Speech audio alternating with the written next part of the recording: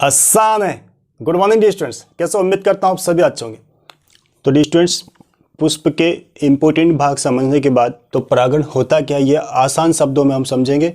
यदि आपको इसके इम्पोर्टेंट भाग याद है तो पॉलिनेशन आप आसानी से समझ जाओगे। तो आप ये वीडियो हमारा पूरा देखें, अंत तक देखें, क्योंकि हम पॉलिनेशन के बाद इसके प्रकार भी बताएंगे अभी, और उसमें अंतर क्या होगा ये भी आपको समझाएंगे। ठीक है। और यदि आपने हमारे चैनल को लाइक, शेयर और सब्सक्राइब नहीं किया तो प्लीज़ कर लीजिएगा, क्योंकि सारे इंपोर्टेंट क्वेश्चन की वीडियो मैं आपके लिए बना के लाऊंगा। ठीक, ओके। तो स्टूडेंट्स, अभी हमने देखा कि पुष्प के जो इंपॉर्टेंट भाग होते हैं, है ना, इसको हमने नाम दिया था कैलिक्स, कोरोला, एंडोसियम एंड गाइनोसियम। हम बात कर रहे हैं परागण की, पॉलिनेशन की। तो पॉलिनेशन होता क्या है? हमने अभी देखा था एंडोसियम जो पुष्प का नर भाग होता है और गाइनोसियम पुष्प का मादा जनन भाग है। ठीक है। तो आपको सिर्फ इतना देखना है कि परागण क्या होगा। तो परागण की डेफिनेशन सिर्फ एक लाइन में आप दे सकते हो। क्या दे सकते हो? कि पराग कणों का, ये जो हमारा एंडोसियम है, इसको हमने एंडोसियम नाम दिया है ना। और एंडोसियम में जो ऊपर टॉप वाला हिस्सा होता है ये परागकोश कहलाता है, ये वाला हिस्सा परागकोश है ना। और इसके अंदर जो होते हैं वो क्या कहलाते हैं? परागकण कहलाते हैं, है ना। क्या कहलाते हैं? परागकण कहलाते हैं। तो पराग कणों को हमें कहां पहुंचाना है इस प्रोसेस में? परागण बहुत सिंपल डेफिनेशन है। पराग कणों का कहां पहुंच जाए? वर्तिकाग्र पर पहुंचना। यह वर्तिकाग्र जो मादा जनन अंग होता है किसका? पुष्प का, है ना। ये क्या है? वर्तिकाग्र है ना। और यहां हमने इसको क्या नाम दिया? परागकोश। और इसमें उपस्थित ये कौन है? पोलन ग्रेन मीन्स परागकण।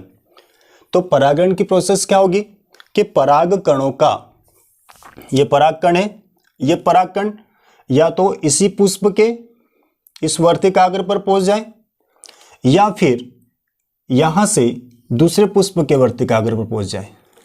ठीक है। समझने की कोशिश करना कि पराग कणों का, ये अंदर क्या है? यहां पर परागकण है, परागकण। ठीक है। ठीक, कहां पर? ये परागकोश में कहां पर जा रहे हैं? ये वाला हिस्सा क्या कह रहा है? हमने इसको स्टिग्मा बोला था, वर्तिकाग्र, वर्तिकाग्र। ठीक है। तो हमने कहां पहुंचा है? परागकण, परागकण। ये हिस्सा भी इसका क्या होगा? वर्तिकाग्र, वर्तिकाग्र। ठीक है। मैं आपको डेफिनेशन बता रहा हूं परागण की। तो सिंपल है, किसी पुष्प के पराग कणों का वर्तिकाग्र पर पहुंचना, दूसरा पुष्प हो या स्वयं को वही पुष्प हो, पराग कणों का वर्तिकाग्र पर पहुंचना परागण कहलाता है। या तो इस पुष्प के परागकण इसी पुष्प के वर्तिकाग्र पहुंच रहे तब भी परागण हो रहा है, या फिर दूसरे पुष्प के वर्तिकाग्र पर पहुंच रहे परागकण तब भी परागण हो रहा है। अब डिफरेंस सिर्फ इतना है कि यदि पुष्प एक ही हो, परागकण भी उसी पुष्प के हो और वर्तिकाग्र भी उसी पुष्प का हो, ठीक है, तो उस परागण को हम क्या बोलेंगे? तो डियर स्टूडेंट्स, जब किसी पुष्प के परागकण उसी पुष्प के वर्तिकाग्र पर पहुंचते हैं तो उसे हम बोलते हैं सेल्फ पॉलिनेशन। क्या बोलते हैं? Self pollination. मींस ये कहलाएगा स्वपरागण। क्या कहलाएगा? स्वपरागण, है ना। और इंग्लिश में बोलते हैं सेल्फ पॉलिनेशन। अब सर एक और दूसरा प्रकार कौन सा होता है? तो दूसरा प्रकार होता है पर परागण। क्या होता है? पर परागण। देखिए कि जब किसी पुष्प के या जब किसी एक पुष्प के परागकण, ये एक पुष्प है और ये दूसरा पुष्प है, जब किसी एक पुष्प के परागकण उसी जाति के, जाति चेंज नहीं करना है ना, उसी जाति के दूसरे पुष्प के वर्तिकाग्र पर पहुंचते हैं तो इसे हम पर परागण कहते हैं। बात समझ आ रही ना? दोनों पुष्प हैं एक ही जाति के। Is that clear? ओके। अब यहां पर ये देखिए स्टूडेंट्स कि स्वपरागण और पर परागण में विशेषताएं क्या होगी, या फिर हम इनमें डिफरेंस कैसे बताएंगे, इनमें क्या अंतर हो सकता है। तो अब हम देखेंगे स्वपरागण और पर परागण में अंतर क्या होता है। इतनी बात समझ में आई? अब हम देखते हैं कि स्वपरागण और पर परागण में क्या डिफरेंस या अंतर हम कर सकते हैं, किस प्रकार से इसमें अंतर बता सकते हैं। तो सबसे पहला अंतर आपको ये देखना है, आप समझने की कोशिश करें। एक बार समझ जाओगे स्टूडेंट्स तो आप अंतर स्वयं लिख लोगे, है ना। हर बार रटने की ज़रूरत है नहीं। अभी हमने पुष्पों के भाग बताए, आपको डेफिनेशन बताई, आप डेफिनेशन स्वयं बना सकते हो। मैं जो शब्द बोल रहा हूँ उनको ध्यान रखें और समझने की कोशिश करें। ओके, ठीक। तो आइए देखते हैं कि स्वपरागण और परपरागण में अंतर क्या हो सकता है।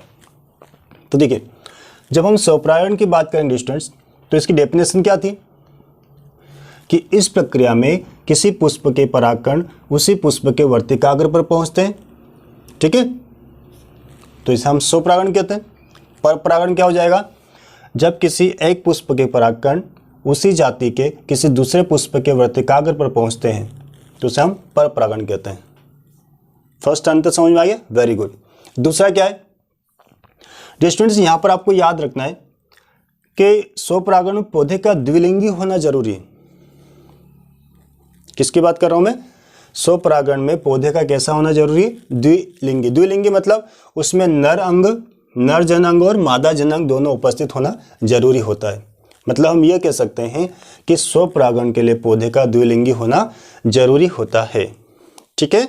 द्विलिंगी मतलब उसमें स्त्री केसर भी हो और पुंग केसर भी हो, उसे हम द्विलिंगी पौधा कहते हैं, ठीक है। दोनों जनन अंग उपस्थित हो, नर और मादा दोनों, तो वो ऐसा पौधा कहलाता है, द्विलिंगी कहलाता है, ठीक है। जैसे गुड़हल हुआ हमारे पास में, है ना, गुड़हल, सरसों, ये द्विलिंगी पौधे होते हैं। ओके, आगे हम बात करें परपरागण के लिए पौधे का जरूरी नहीं कि वो द्विलिंगी हो, वो दोनों प्रकार का हो सकता है, एक लिंगी भी हो सकता है और द्विलिंगी भी हो सकता है, ठीक है। तो ये सेकंड अंतर हो जाएगा।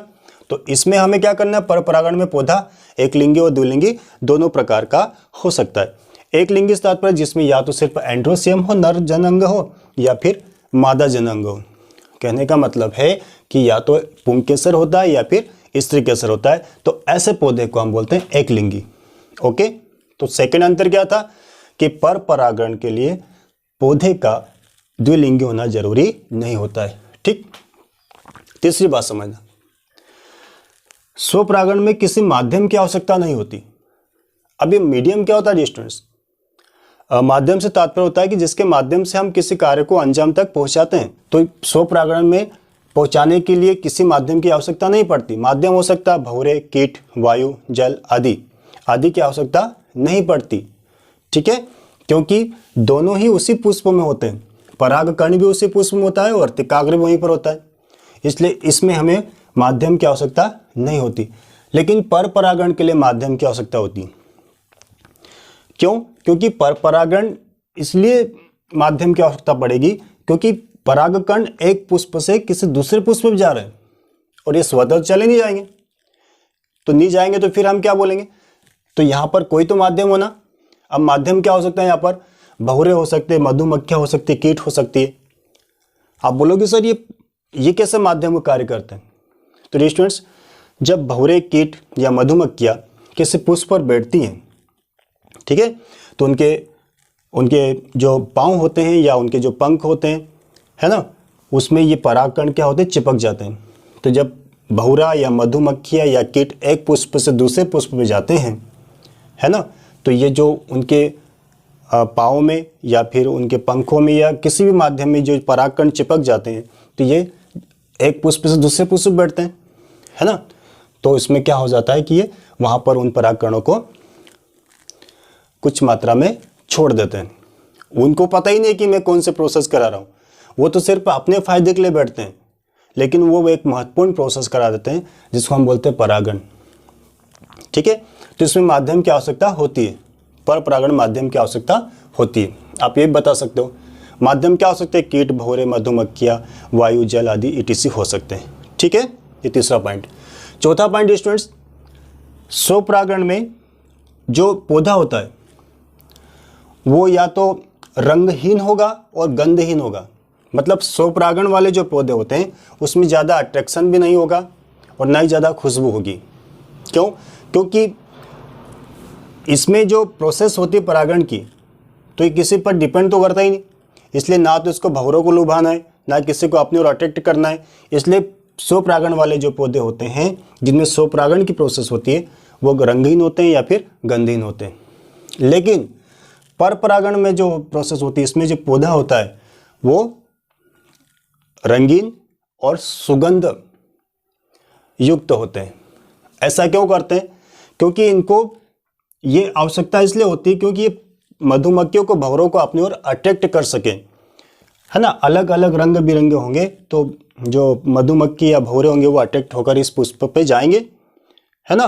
क्यों? क्योंकि यहाँ पर तो प्रोसेस हमें पर परागण की प्रोसेस करानी, तो माध्यम की आवश्यकता इसमें होगी।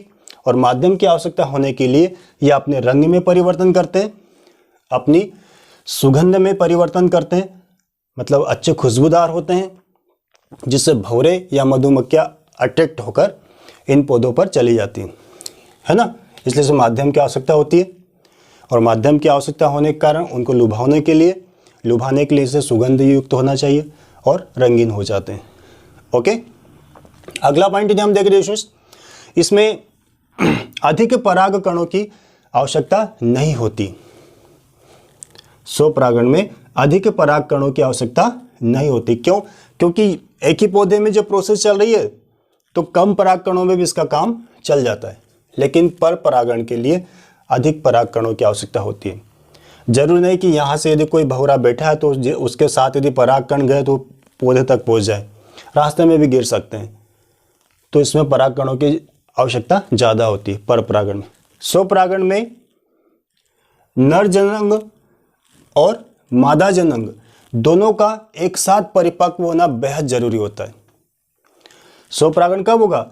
जब एंड्रोसियम और गाइनोसियम ये दोनों ही स्त्री केसर और पुंकेसर दोनों ही एक साथ परिपक्व हो, ठीक है।